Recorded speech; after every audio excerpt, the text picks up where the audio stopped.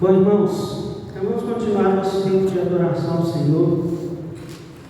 O nosso pastor está de férias, né? Bem merecidas, né?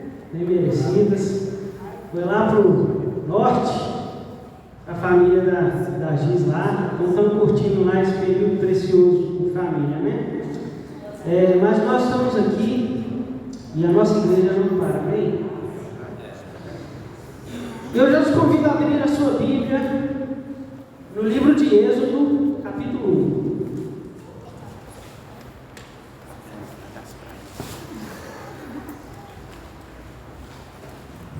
Durante as músicas que a gente cantou, e um pouco do que eu falei, a gente ouviu falar sobre a palavra adoração. E o título dessa mensagem, Deus trouxe ao meu coração.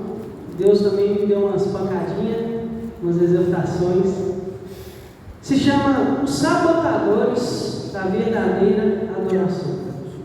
Os sabotadores, coisas que sabotam, coisas que atrapalham, coisas que impedem a verdadeira adoração. E a gente vai fazer uma rápida contextualização daquilo que acontece no livro de Êxodo. O livro de Êxodo ele é muito famoso porque ele conta nos seus primeiros capítulos a história sobre a libertação do povo de Israel da escravidão que eles estavam vivendo no Egito. A palavra de Deus diz que eles ficaram por cerca de 400 anos sendo escravizados no Egito. Aconteceu que, em certa altura, o povo de Israel, na verdade, ainda quando eram Jacó e seus filhos, houve uma grande fome na terra. E aquilo começou a assolar várias regiões, vários povos que habitavam ali naquela região mais inicial, onde o povo começou a popular a terra. E aí o Egito já existia como uma grande potência naquela época. E ali poderia ser um lugar de abrigo.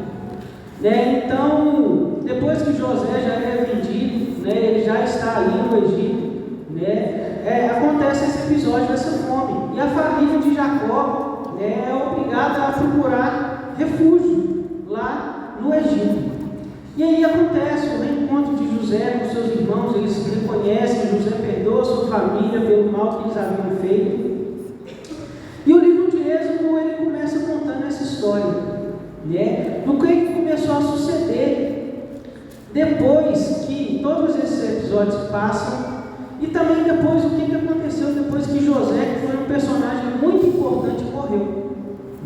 José ele foi um cara que, usado por Deus para salvar o Egito e também para abençoar outras pessoas, outros povos que precisaram procurar abrigo no Egito. Deus capacitou José com sabedoria para fazer essa missão ali. E quando a gente chega nesse capítulo 1 do livro de Êxodo, a partir do versículo 6, acompanhe comigo. Com o tempo morreram José, todos os seus irmãos e toda aquela geração. Mas os filhos de Israel foram fecundos, aumentaram muito e se multiplicaram e se tornaram extremamente fortes, de maneira que a terra se encheu deles. Nesse meio tempo, levantou-se um novo rei sobre o Egito, que não havia conhecido José. E aqui já começa a haver um problema. Enquanto as pessoas sabiam quem José era o cara. O povo de José estava beleza, estava bem protegido, guardado. A partir do momento que ele morre, que muda um rei que não se tinha mais conhecimento sobre quem José era, sobre a sua história. E com certeza tinha que ser um cara muito ignorante. A gente vai ver pelo comportamento dele, ele era um cara muito ignorante. O cenário começou a mudar para o povo. E a gente vai ver isso nos próximos versículos. E disse o faraó ao seu povo: eis que o povo dos filhos de Israel é mais numeroso e mais forte do que nós. Vejam, precisamos usar de astúcia para com esse povo, para que não se multiplique e para evitar que, em caso de guerra, ele se alie aos nossos inimigos e lute contra nós e saia da terra. E os egípcios puseram sobre eles feitores de obras para os afligir com trabalhos pesados. E assim os israelitas construíram para Faraó as cidades celeiras de Pitom e de Ramsés. Mas quanto mais os afligiam, tanto mais se multiplicavam espalhavam de maneira que os egípcios se inquietavam por causa dos filhos de Israel. Então os egípcios, com tirania, escravizaram os filhos de Israel e lhes amargaram a vida com dura servidão. Preparar o barro, fabricar tijolos e fazer todo tipo de trabalho de campo. Todo esse serviço lhes era imposto com tirania. Então, depois que José morreu, trocou o faraó, o rei do Egito lá, o cenário se reverteu. O povo começou a ser temido, o povo de Israel, porque eles se multiplicavam de uma forma talvez até mesmo milagrosa, né? Os egípcios não conseguiam entender o que tinha naquele povo, porque eles eram tão abençoados, tão multiplicados, eles cresciam tanto que os egípcios começaram a ter medo dele. E a tendência de alguém quando está com medo, ou ela se acua, ou ela pode começar a ter comportamentos que às vezes vão ser mais radicais. E esse foi o comportamento que esse rei teve, né? A gente pensou, a gente vai precisar começar a ser radical para esse povo, a gente vai ter que começar a botar farda em cima deles, senão eles vão ficar muito poderosos, vão se aliar a outros povos e vão vencer a gente em guerra e a gente vai ser minado. Então, aconteceu que o povo de Israel começou a sofrer grandes injúrias, serem escravizados, maltratados com fardos muito pesados. Mas para frente o faraó vai ficar pior, o seu coração vai se endurecer, vai dar outro faraó que vem na frente, vai dar fardos piores ainda para eles. Mas durante esse período que se dá o nascimento de um personagem também muito conhecido na Bíblia, famoso, chamado Moisés. Né? Vários anos se passaram com o povo sendo escravizado, né? Até que vem Moisés. E quando já adulto, após alguns acontecimentos que a gente não vai focar aqui, Moisés se viu obrigado a sair do Egito. E ele então vai para a terra de Midian, onde ele constitui sua família, e ele passa a apacentar ovelhas do seu sogro. Ele se torna um pastor de ovelhas. Talvez até mesmo o treinamento que Deus já estava fazendo com ele, né? Jesus usa muito essa figura, né? O pastor e as suas ovelhas, os salmistas também utilizam. Na Bíblia a gente vê Davi, por exemplo, pastoreando ovelhas. E parece que Deus às vezes coloca os caras para pastorear ovelhas, para treinar os caras, né? E talvez com Moisés aqui não foi diferente, porque ele precisou se tornar um líder muito bom mesmo na condução do povo, né? Para fugir daquela situação, para coordenar e controlar a situação do povo reclamando lá no deserto, né? Então ele precisou de um treinamento. Mas certo dia, no exercício dessa atividade de pastoreio, ele chega com o seu rebanho no Monte Horebe. E você já pode ver isso lá no capítulo 3 de Êxodo. E aí acontecem os episódios mais marcantes da história bíblica. Deus fala com Moisés. Eu falei 3, mas eu acho que é no 2. No 3 mesmo, está certo, capítulo 3. Deus fala com Moisés e se revela a ele como Deus dos seus antepassados, mesmo Deus de Abraão, mesmo Deus de Isaac, mesmo Deus de Jacó, de José, né? E aí Deus começa a se revelar para Moisés, o episódio da sarça ardente, né? Que também é tão famoso. Deus fala assim: ó Moisés, tira a sandália dos teus pés, porque a terra que você está é uma terra santa. Episódios famosos, né, para a gente que já tem uma caminhada mais longa cristã, já ouvi falar bastante nisso. E ali Deus também se revela para ele de uma forma muito importante. Em vez de Deus falar para ele que ele era apenas o Deus dos seus antepassados, Deus fala assim: eu sou. Esse eu sou o que sou, né? É Deus se revelando a Moisés. Moisés fala assim: tá, mas quem que o Senhor é? Quem que eu vou falar que o Senhor é? Deus fala assim: Moisés, fala assim: eu sou. Né? Deus está falando assim: ó, deixa comigo, eu domino aqui, ó, no peito, faço gol de placa, deixa comigo que eu resolvo. Né? E esse eu sou, ele também tem uma ideia, né? Os estudiosos entendem que Deus ele é conforme a necessidade. Ele é. Se precisar ser assim, ele vai ser. Se precisar ser assado, ele vai ser. Se precisar agir de forma A, ele vai agir. Se precisar agir de forma B, ele vai agir. Deus ele é suficiente. Ele faz as coisas acontecerem. Deus move as engrenagens conforme a necessidade. Ele faz o que for necessário. Ele é suficiente. Então é isso que significa esse termo eu sou. E aí Deus também chama Moisés para uma grande missão, que era de tirar o povo de Israel daquela escravidão no Egito e levá-los para uma terra de abundâncias, uma terra que lá atrás Deus prometeu a Abraão para dar a ele como posse. Né? E aí a gente chega no capítulo 3 de Êxodo, versículo 10. Coloca isso lá, por favor, a partir do versículo 10. Ali está na NVI, eu vou ler aqui na versão da Nova Almeida atualizada, mas eu acredito que não tem muitas diferenças, tá bom? Então, a partir do versículo 10 é Deus falando com Moisés. Agora venha, e eu o enviarei a Faraó, para que você tire do Egito meu povo, os filhos de Israel. Então Moisés perguntou a Deus: quem sou eu para ir a Faraó e tirar do Egito os filhos de Israel? E Deus respondeu: eu estarei com você. E este será o sinal de que eu o enviei. Grava aqui, gente, o sinal. Grava isso aqui, o sinal. Esse será o sinal de que eu o enviei. Depois que você tiver tirado o povo do Egito, vocês adorarão a Deus neste monte. Moisés disse para Deus: eis que quando eu for falar com os filhos de Israel e eles disserem: o Deus de seus pais me enviou a vocês, eles vão perguntar: qual é o nome dele? E então, o que eu lhes direi? E Deus disse a Moisés: eu sou o que sou. Disse mais: assim você dirá aos filhos de Israel: eu sou, me enviou a vocês. E Deus disse ainda mais a Moisés: assim você dirá aos filhos de Israel: o Senhor, o Deus de seus pais, o Deus de Abraão, o Deus de Isaac, o Deus de Jacó me enviou a vocês. E este é o meu nome eternamente. E assim serei lembrado de geração em geração.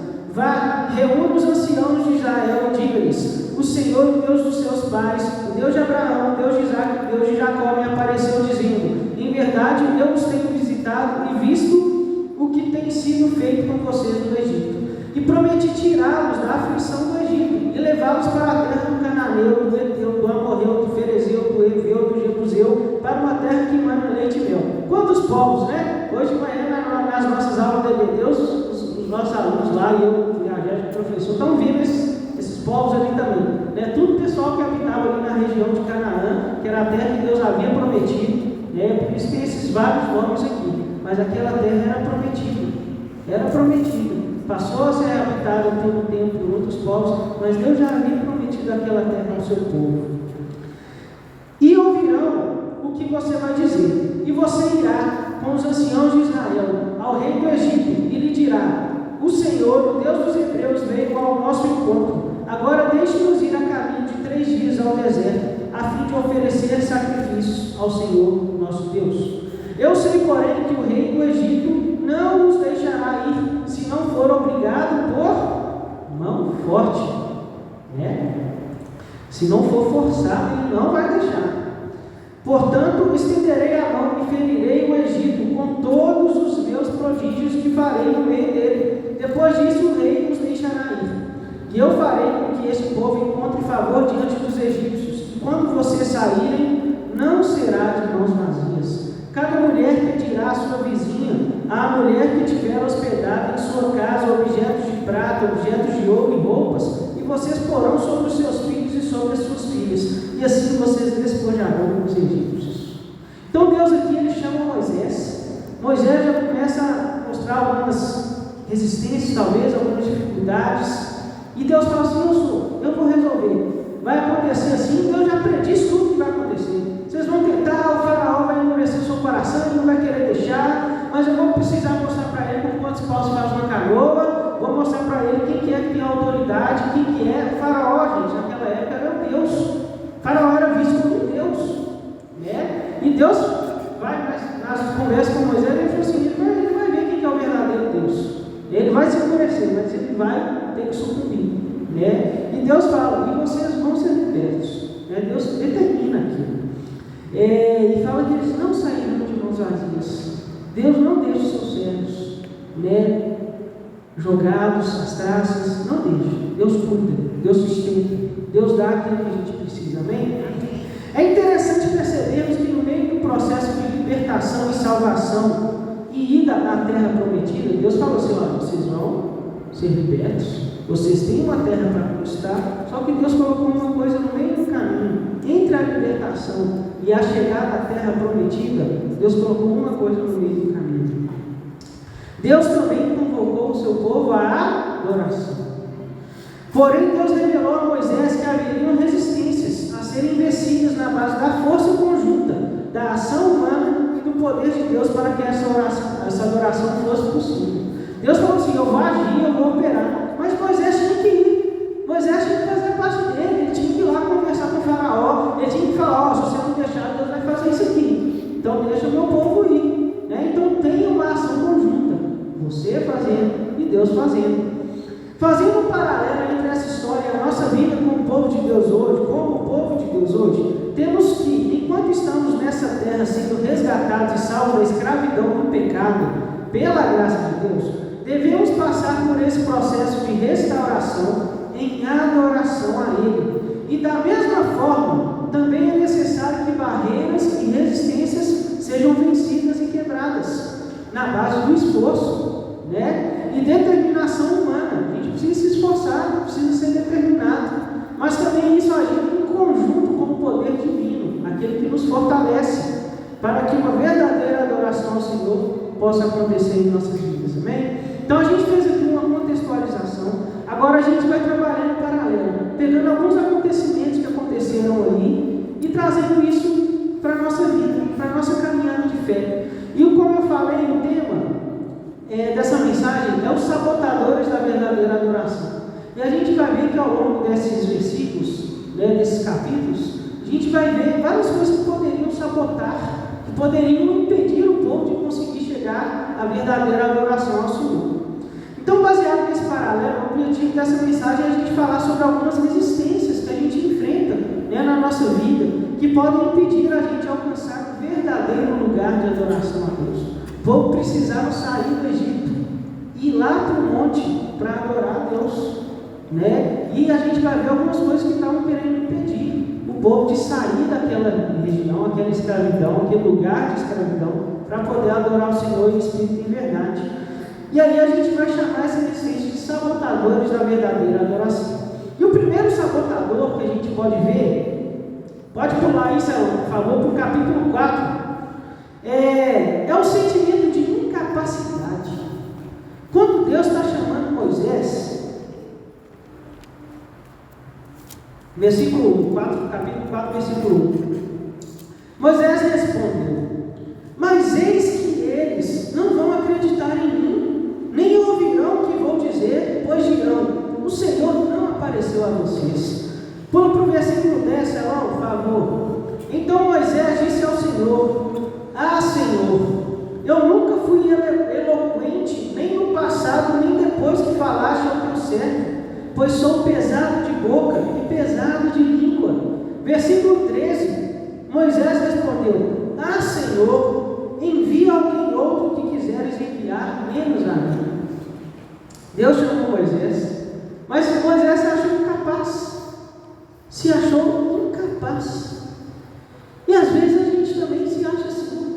Circunstâncias da vida que a gente mesmo, com o pensamento interno, sabota a gente.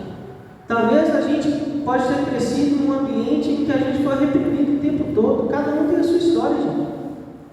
Uns crescem sendo incentivados, outros crescem sendo reprimidos. E aquela repressão gera na pessoa um sentimento, um conflito tão grande interno de incapacidade. Histórias de vida, cada um tem a sua. E situações assim podem vir, pensamentos assim podem vir à nossa mente. Em alguns momentos da vida podemos nos sentir assim, mas precisamos lembrar que a capacitação vem do alto. E que precisamos fazer é nos esforçarmos e crermos. Quando Jesus vai falar com Josué, a gente tem um versículo famoso, esforça-te, tem com ânimo, porque o Senhor é contigo por onde quer que andares. E Deus está falando o tempo todo, a gente precisa se esforçar e Deus vai fortalecer. E podemos ser indignos. Agora eu vou fazer um paralelo entre essas duas palavras, indignidade e incapacidade. A gente realmente não é digno, por exemplo, de receber salvação de Deus, de receber a graça dele, é pela misericórdia dele. A gente não é digno de poder até mesmo de estar aqui, compartilhando a palavra de Deus. A gente não tem. É pela misericórdia, pela graça de Deus que ele usa pessoas imperfeitas como a mim, como você, para edificar uns aos outros. É pela graça dele, nós não somos dignos.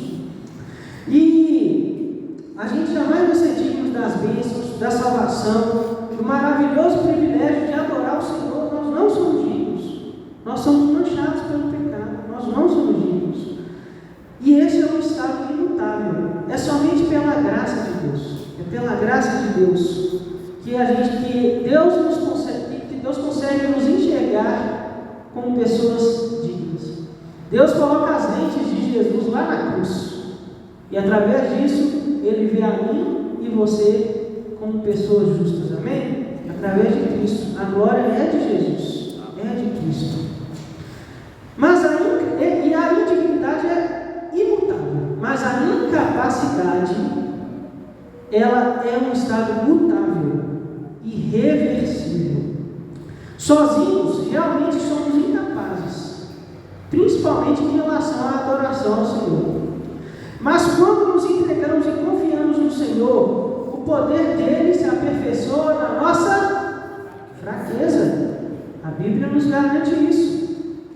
E a incapacidade se torna incapacidade. Ele nos habilita com as ferramentas que temos à disposição. Meu irmão, às vezes a gente fala assim: nossa, mas eu não estou preparado. Nossa, mas será que eu vou conseguir? Será que eu vou dar conta? Gente, Deus chamou Moisés do jeito que ele estava. O que Moisés tinha na mão, Deus mandou ele usar. Né? Olha só o que Deus falou, capítulo 4, versículos 2 a 5. Então o Senhor perguntou a Moisés: o que é isso que você tem na mão? E ele respondeu: um bordão, é um cajado, né? Uma vara. Então Deus lhe disse: jogue no chão. E ele jogou no chão e o bordão virou uma serpente. E Moisés fugia dela. Imagina essa cena, né? Deve ter sido até engraçado. Moisés joga o bordão no chão, que ele vira uma cobra, e Moisés começa a fugir da cobra, né? Deus operou um milagre para mostrar a Moisés que ele era com ele. O Senhor estava com ele. Mas o Senhor disse a Moisés: estenda a mão e pegue pela cauda. E ele estendeu a mão, pegou pela cauda, e ela se transformou em bordão. Então Deus está falando assim: olha, usa o que você tem, quem vai fazer sou eu. Né? Versículos 11 e 12, o Senhor respondeu, quando Moisés fala que ele tem a boca pesada, né? Deus também responde para ele: quem fez a boca do homem? Ou quem faz o mudo, ou o surdo, ou quem vê, ou quem faz o cego? Não sou eu, o Senhor? Agora vá, e eu serei com a sua boca, e lhe ensinarei o que deve falar. O que a gente aprende? A gente deve se colocar à disposição, meu Deus. Deus vai fazer o que for necessário. Ele vai capacitar da forma que for necessária. Amém? E quais ferramentas você tem para serem usadas na sua jornada de adoração ao Senhor? Onde estão os seus dons e talentos? Quantas vezes, né, a gente às vezes não se questiona, talvez a fase da adolescência, e se torne crítico: mas quais são meus dons, quais são meus talentos? Começa a trabalhar, meu irmão. Vai com o que você tem. Sabe, não fica esperando a perfeição. Gente, eu tenho muita dificuldade com isso. Eu quero ser muito perfeccionista nas coisas, eu quero sempre acertar as coisas, e às vezes isso me trava, sabe, me impede de seguir adiante em coisas que eu deveria fazer. Sou meio medroso, eu já compartilhei isso com alguns irmãos aqui da igreja, já sabe muito bem disso, sabe? E uma coisa que Deus tem falado muito ao meu coração é falar: filho, vai, desenvolva, faz, tome iniciativa, dá o primeiro passo, não fica esperando as coisas chegarem para você fazer, não, sabe? E com a nossa vida é assim. Quais são os seus dons, seus talentos? Né? Use-os. Assim como Moisés lançou a vara, lance o que você tem, lance as suas flechas, o que você tem na mão, faça. Né? E Deus vai operando, te capacitando, te abençoando e gerando frutos dessa ação. Amém? Apesar desse sabotador denominado de sentimento de incapacidade, Deus envia aos seus servos facilitadores e apoiadores que o auxiliarão no percurso também. Moisés começou a se sentir incapaz, né? Começou a falar assim: não, Deus, envia outro. E o que Deus faz? Capítulo 4, versículos 14 e 15. Então a ira do Senhor se acendeu contra Moisés, e o Senhor disse: Arão, o levita não é seu irmão? Eu sei que ele fala fluentemente. Eis que ele vem ao seu encontro, e ao ver que você se alegrará em seu coração, você falará com ele e porá na boca as palavras, e eu serei com a sua boca e com a dele, e ensinarei a vocês o que vocês devem fazer. Ele falará por você ao povo, e ele será como se fosse a sua boca, você será para ele como Deus. O que Deus faz aqui? Ele falou assim: Moisés, você vai ver o que eu vou fazer. Você vê que você é mais, comigo você é mais do que você pensa. Eu vou fazer o seguinte: em vez de eu falar e você fazer, você vai ser como Deus, e eu vou fazer para o seu irmão Arão ser como se fosse você. É você que vai dar ordem para ele fazer. Olha só que maravilha, gente. Deus está dando essa autoridade. Deus fala isso nos versículos seguintes para o faraó: você, Moisés, vai ser como Deus. Ele vai ver em você a autoridade de Deus, do verdadeiro Deus.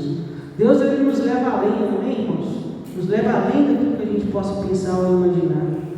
Arão foi um alívio providenciado por Deus para auxiliar Moisés em sua missão. É verdade que houveram momentos de desalinhamento durante a jornada, né? Mais para frente, Arão deixa o povo construir o bezerro de ouro lá,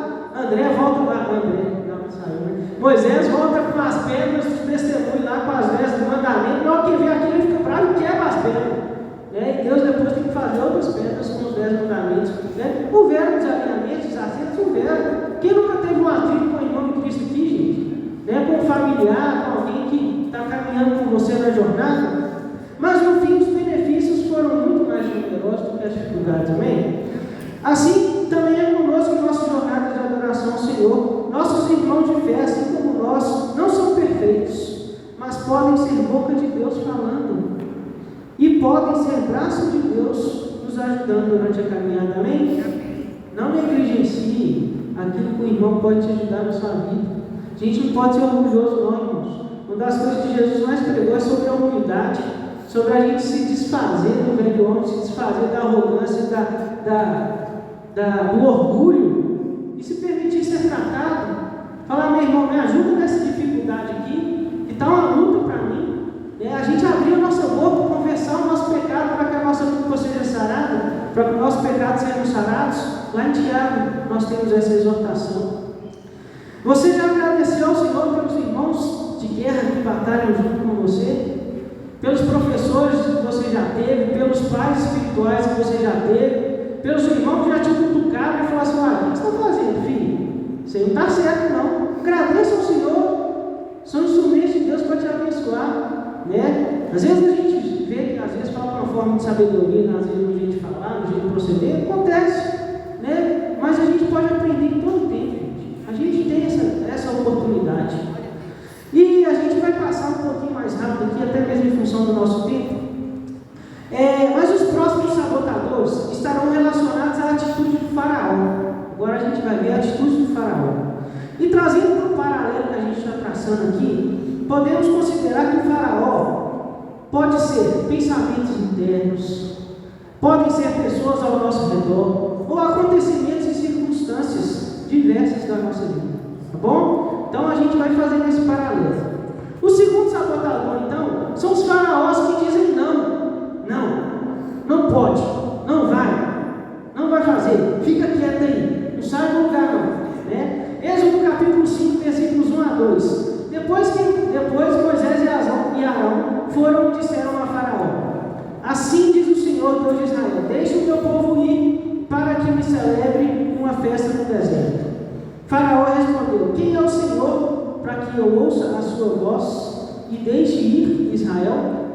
Não conheço o Senhor e não deixarei Israel. Olha a ignorância, a arrogância desse rei. É por isso que Deus fala sério: esse cara vai ver quem é o verdadeiro Deus. Ele era um cara orgulhoso, não queria não, né? E a gente vê aqui, né? Se trata dos faraós, né? Às vezes os pensamentos internos, ou as pessoas, ou as circunstâncias que a gente vive, que não querem nos deixar livres para adorar o Senhor. Você não vai, você está preso, você não vai adorar a Deus não. Você vai ficar preso aí nesse pecado, você vai ficar com esse sentimento de indignidade, mas também de incapacidade. Você vai ficar preso aí nessa vida de escravidão no pecado, né? Você não vai sair daí, você não vai ser liberto disso não.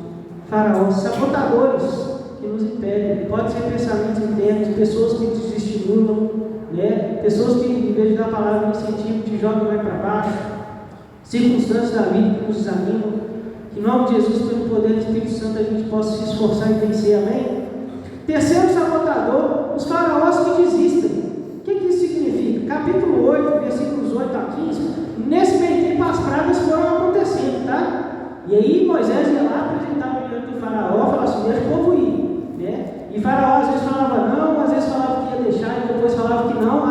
riscado aqui. Olha só, Faraó chamou Moisés e Arão e lhes disse: peçam ao Senhor que tire as rãs de mim e do meu povo, então deixarei que o povo vá e ofereça sacrifício ao Senhor. Aí, versículo 8 do capítulo 8. Aí Moisés vai lá, ora, tal, combina com ele o horário que ele queria que as rãs saíssem para ele ver que era realmente Deus me tirando, né? E aí, depois que os bichos saem, que tudo fica em paz de novo, versículo 15. Vendo, porém, Faraó que havia alívio, continuou de coração endurecido, não os ouviu, como o Senhor tinha dito. Eu vou ser não, desistir. Vou deixar você sair, não. Falei que ia deixar, mas não vou, não. Olha só, o que é que te faz desistir rapidamente? Você começa a dar uns passinhos, estou ficando forte. Vem uma coisa e te desestimula e você volta para a estaca zero. Ou então até mesmo fica pior, né? Fica pior. Que quando você começa a sair do lugar, isso logo te leva para trás de novo. Você já parou para pensar nas suas tendências? Como tem sido a sua caminhada de fé com o Senhor? Como tem sido a sua jornada com o Senhor? Quais passos você tem dado? Está dando um para frente, 3 para trás? Como tem sido a sua vida em rumo à adoração ao Senhor? Você tem sido sabotado pelas próprias atitudes, pelos próprios interesses, pelas próprias vontades que te tiram o tempo de estar com o Senhor, de adorar Ele, de viver, de trabalhar no reino dEle? Tem coisas que estão te fazendo desistir quando você mal começou. Pensa, essa mensagem é para refletir. Quantas coisas não veio ao meu coração e Deus não veio apontando na minha vida de coisas que eu preciso mudar. Mudança de atitude, de comportamento, de postura. Quarto sabotador, os faraós que propõem a adoração em um ambiente de escravidão. Fala assim, você pode adorar, mas continua escravo. Gente, isso não existe não. Êxodo, capítulo 8, versículo 25. Faraó chamou Moisés e Arão e disse: vão, ofereçam sacrifícios ao seu Deus, mas sem sair dessa terra, sem sair da escravidão. A gente está assimilando a escravidão que eles viviam lá com a escravidão do pecado. O pecado não escraviza, ele impede a gente de viver uma vida de adoração ao Senhor. Se trata de uma contradição isso aqui, irmãos. Para adorar é preciso de liberdade, tem que sair do lugar da escravidão, tem que sair da prisão do pecado.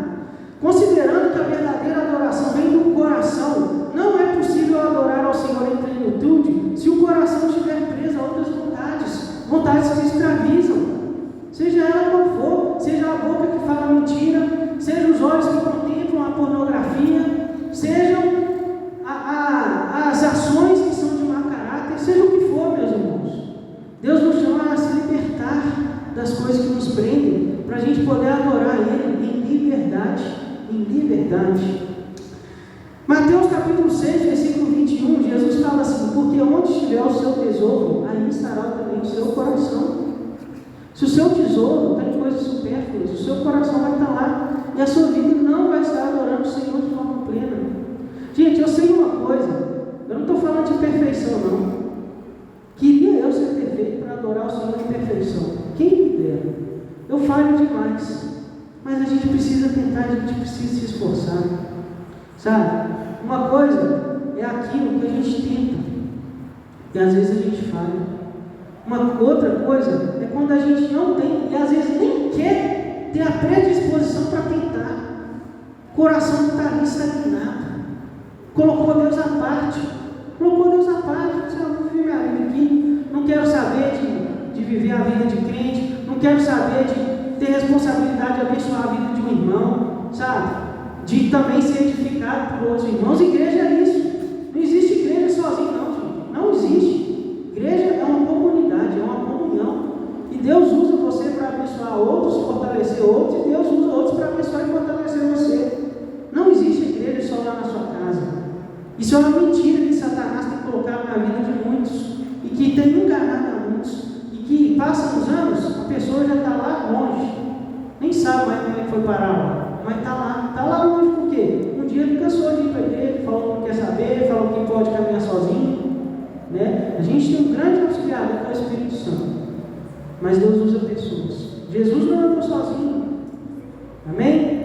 Jesus chamou pessoas para caminhar com Ele, não que Ele precisava, mas para ensinar para vocês, precisamos nos relacionar com o reino de Deus. Quinto sabotador e penúltimo, os faraós que dizem Adoração feita de longe. Olha só, Êxodo capítulo 8, versículos 26 a 28. Depois que Faraó fala, não, adora daqui, dessa terra, não sai daqui não. Aí na continuidade da narrativa, Moisés responde: não convém que façamos assim, porque ofereceríamos ao Senhor nosso Deus sacrifícios que são abomináveis aos egípcios? Se oferecermos tais sacrifícios diante dos seus olhos, não é verdade que eles nos apedrejarão? Temos de ir caminho de 3 dias ao deserto e ofereceremos sacrifícios ao Senhor nosso Deus como Ele nos disser. E aí olha a outra proposta do faraó: eu os deixarei ir para que ofereçam sacrifícios ao Senhor seu Deus no deserto. Só que vocês não devem ir muito longe. E orem também por mim. Andar meio caminho não é suficiente. Faraó queria que eles continuassem a adorar Deus de longe, né? Olha só algumas frases. Pode ir só até aqui. Chegou aqui na sua caminhada cristã, tá bom. Fica aqui, ó. Não desenvolve mais não. Estagna aqui, ó. Né? Ah, não precisa ir tão perto. Dá para vir de longe. Dá para você contemplar a glória de Deus de longe. Né? Dá para você ir para o céu, mesmo de carona. Né? Não precisa parar de fazer tal coisa não. Relaxa, deixa de ser neurado. Só isso aqui, assim já está bom. Tem problema não, pode fazer errado. Depois é só pedir perdão para Deus. Né? Talvez você já ouviu ou já veio pensamentos assim na sua cabeça. Né? Gente, a nossa vida é uma luta entre a carne e o espírito. Gente, se você falar que você nunca falou assim, nossa, dá vontade de fazer isso aqui, você não pode. Deus perdoa. Mas, gente, Deus tem misericórdia de mim, mas quantas vezes pensamento assim já não veio na minha mente? Né? Talvez na sua também. Né? A gente não é super-homem não, gente. A gente tem uma luta muito grande. E que na hora que vem esse pensamento, a gente precisa tomar posição e clamar misericórdia de Deus. Falar, Senhor, me ajuda, minha carne está querendo, mas meu espírito não quer. O bem que eu quero, eu não faço. Mas o mal que eu não quero está o tempo todo aqui, ó. Está o tempo todo aqui. Era isso que Paulo explica lá. Ele resume a sua caminhada de fé nessa batalha da carne com o espírito. Palavras recebidas ou pensamentos como estes podem ser grandes empecilhos que nos impedirão de buscar fielmente a santidade ao Senhor. Gente, caminhada espiritual com o Senhor, caminhada de busca e adoração com o Senhor, quando ela é feita mal feita, ou pelas metades, ou só anda meio caminho, a sua vida de santidade com o Senhor não vai ficar boa. Não vai estar boa. Olha o que diz em 1 Pedro, capítulo 1, versículos 14 a 16. Como filhos obedientes, não vivam conforme as paixões que tinham anteriormente, quando ainda estavam na ignorância. Pelo contrário, assim como é santo aquele que o chamou, sejam santos vocês também, em tudo o que fizerem, porque está escrito: sejam santos, porque eu sou santo. A palavra de Deus nos chamando à santidade. Deus quer que a gente vá, que a gente chegue lá no ponto da adoração, no local certo de adoração. E eu não falo no local físico, tá? Ali é no local físico, mas no nosso paralelo é um estado de adoração, de uma vida de adoração ao Senhor plena e constante. E o último sabotador, os faraós que dizem que a adoração não precisa ser completa. Gente, olha isso aqui, Êxodo capítulo 10, versículos 8 a 11 e depois o versículo 24. Então Moisés e Arão foram conduzidos à presença de Faraó, e este lhes disse: vão e adorem o Senhor, o seu Deus, mas eu gostaria de saber quem são os que irão. Moisés respondeu: iremos com os nossos jovens, com os nossos velhos, com os filhos, com as filhas, com os nossos rebanhos, com os nossos gatos. Iremos porque temos de celebrar uma festa ao Senhor, tem que ir todo mundo. Então Faraó disse: que o Senhor esteja de fato com vocês, se eu permitir que vocês saiam e levem junto as crianças. Vejam, vocês têm más intenções. Faraó falou assim: povo aqui, essa ideia não está cheirando bem para mim não. E olha a proposta de Faraó: mas não é assim que vai ser. Vão somente vocês, os homens, e adorem o Senhor, pois é isso que vocês estão pedindo. e os expulsaram da presença de Faraó. Versículo 24. Então Faraó chamou Moisés e lhes disse: vão e adorem ao Senhor, fiquem somente os rebanhos e o seu gado, as crianças podem ir com vocês. Faraó começa a deixar assim: pode ir, mas vai só os homens. Não. Depois ele fala assim: pode ir só as crianças, mas deixa o gado aqui. E é isso que Deus quer? O que Deus havia falado lá no início? É para ir todo mundo. É para ir você, para ir a sua família, para ir os seus bens, as suas posses, tudo que vocês têm. É para ir. Vocês pertencem ao Senhor por completo, não é pela metade. A adoração deve ser completa. Não podemos deixar nada para trás. Precisamos consagrar ao Senhor a nossa vida, a nossa família, os nossos bens, tudo que nos rodeia. Tudo que nos rodeia. Romanos capítulo 12, versículos 1 a 2, fala assim: portanto, irmãos, pelas misericórdias de Deus, peçam que ofereçam o seu corpo como sacrifício santo e agradável a Deus. E esse é o culto racional de vocês. E não vivam conforme os padrões desse mundo, mas deixem que Deus os transforme pela renovação da mente, para que possam experimentar qual é a boa, perfeita e agradável vontade de Deus. Amém? Andar em caminho não vai fazer você experimentar a boa, perfeita e agradável vontade de Deus. Uma das coisas que eu tenho percebido na vida, pela misericórdia e graça de Deus, é que realmente a gente precisa se entregar por completo ao Senhor. Enquanto a gente não faz isso, parece que as coisas não estão suficientes. Sempre vai ter uma coisa ou outra ali que vai deixar a gente com a pulga atrás da orelha. E na nossa adoração ao Senhor, Deus quer isso, para a gente experimentar a boa, perfeita e agradável vontade de Deus, e até mesmo para entender que essa vontade dele realmente é boa, perfeita e agradável. A gente tem que chegar nesse lugar de adoração. A gente tem que se desvincular, se desvencilhar, chegar longe daquilo que a gente estava, da escravidão, sabe, das propostas que nos prendem, dos desejos da carne, das palavras desestimulantes, seja o que for. A gente precisa se desvencilhar disso e chegar aos pés do Senhor Jesus, chegar ao trono de graça com confiança. A palavra de Deus nos fala isso, para que a gente possa encontrar graça em tempo oportuno. Vamos chegar com confiança, falar: Senhor, eu vou caminhar, vou servir ao Senhor, vou mudar minha postura, vou me desvencilhar dos pecados. Quando a proposta vir, eu vou clamar ao Senhor pela tua misericórdia, não vou ceder às tentações, vou viver um relacionamento santo no meu casamento, no meu namoro, vou viver uma vida para agradar ao Senhor, vou trabalhar na igreja, vou procurar descobrir os meus dons e talentos, vou procurar entregar ao Senhor de coração, de corpo e alma. Amém? Como conclusão, para concluirmos, precisamos reforçar dois pontos muito importantes que não podem passar despercebidos. Os últimos pontos. A adoração é um sinal. Lembra que a gente leu lá no versículo 3, no capítulo 3, se eu não estiver enganado? A adoração é um sinal. Versículo 12 do capítulo 3. É um sinal. O povo só chega lá para adorar a Deus como um sinal da libertação da escravidão que eles tiveram. É um reflexo da libertação. Só adora quem verdadeiramente é liberto. E que em nome de Jesus a gente possa clamar a Deus pela sua misericórdia, pela sua graça, para nos ajudar e pelo seu Espírito Santo. Mas que a gente possa tomar postura e atitude de falar: Senhor, eu estou aqui, eu quero, e eu vou lutar com todas as minhas forças. Jesus se entregou por você, Ele deu a sua vida, Ele deu o seu sangue, Ele foi humilhado de todas as formas, mas Ele não desistiu, porque Ele sabia que isso poderia gerar um fruto de salvação na minha e na sua vida. Amém? Que em nome de Jesus a gente possa ser fiel ao Senhor.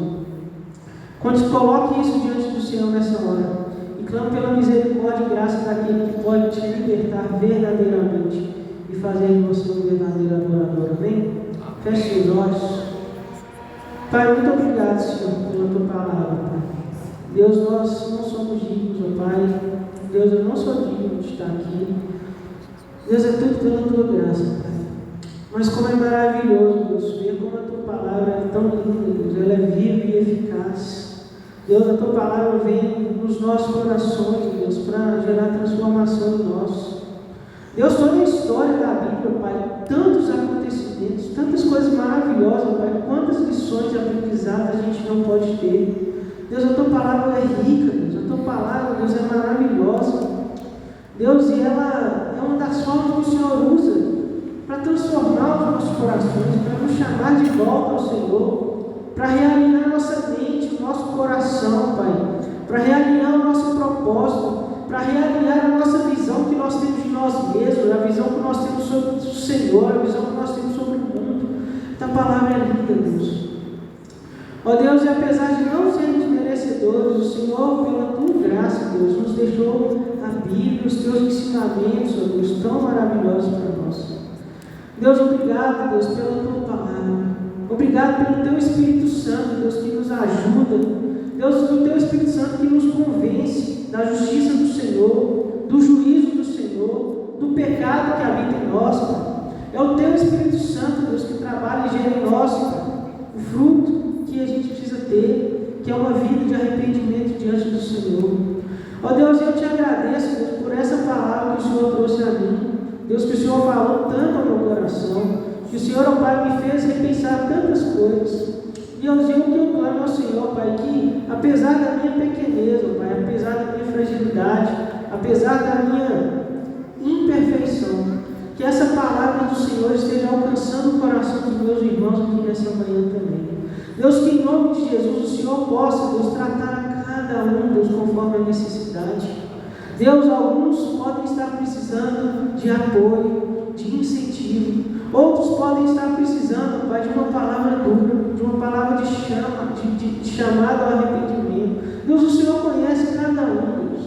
E o que eu clamo ao Senhor, e eu não posso fazer isso, é só o Senhor, que o Teu Espírito Santo, Pai, mova, Pai, nos nossos corações, que o Teu Espírito Santo, Deus, grave essa palavra em nós, e que a gente possa ficar com essa palavra, Deus, ruminando ela dentro de nós, Pai, para que a gente possa, Deus, ser transformado, para que a Tua palavra possa nos transformar, Pai, mudar, ó Pai, a nossa forma de pensar, a nossa forma de agir, e nos trazer para mais perto do Senhor, no verdadeiro lugar de adoração que o Senhor quer que a gente esteja.